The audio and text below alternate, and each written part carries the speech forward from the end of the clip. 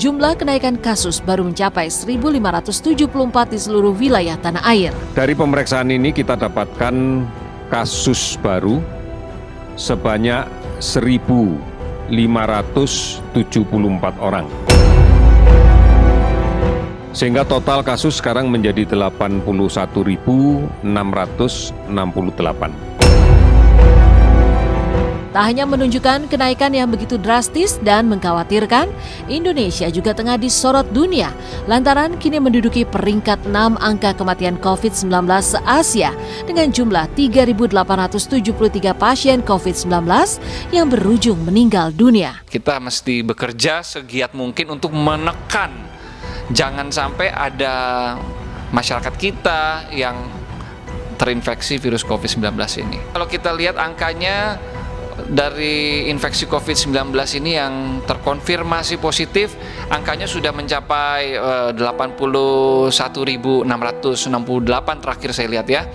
Tentunya hal ini sangat kita sayangkan. Pesannya adalah kita masih tetap harus lebih menerapkan protokol kesehatan.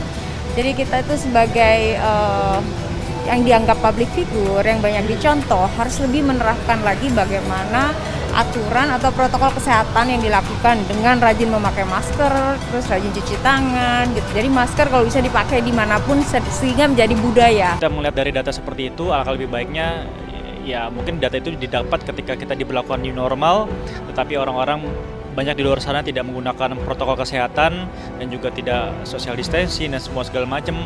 Ya kita berharap mudah-mudahan walaupun kita bekerja di luar, tapi tetaplah jaga yang namanya kesehatan gitu.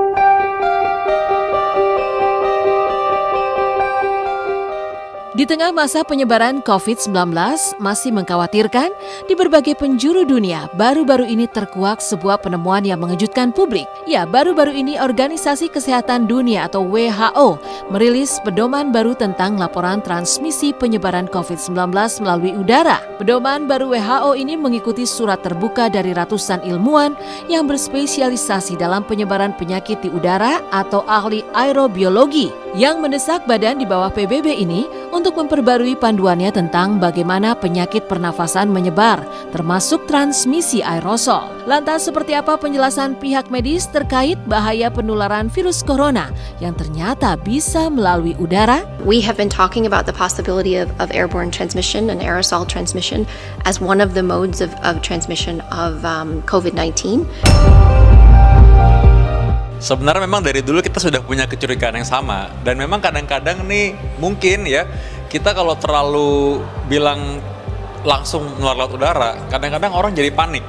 Tapi dari dulu kita sudah pikirkan bahwa logikanya harusnya kalau memang terjadi ada droplet yang sangat kecil ukurannya, memang mungkin saja dia menular lewat udara. Sehingga mungkin saja memang virusnya tersembunyi dalam droplet yang sangat kecil.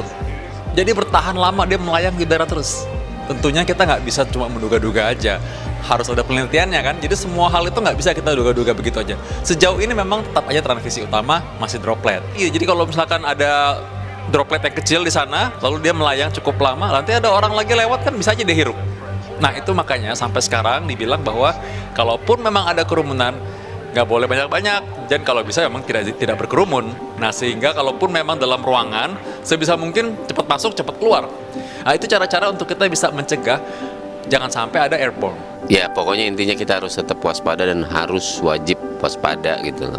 Jangan anggap remeh, jangan anggap enteng gitu loh. Lewat udara itu kan berarti bisa lewat angin, bisa kalau kita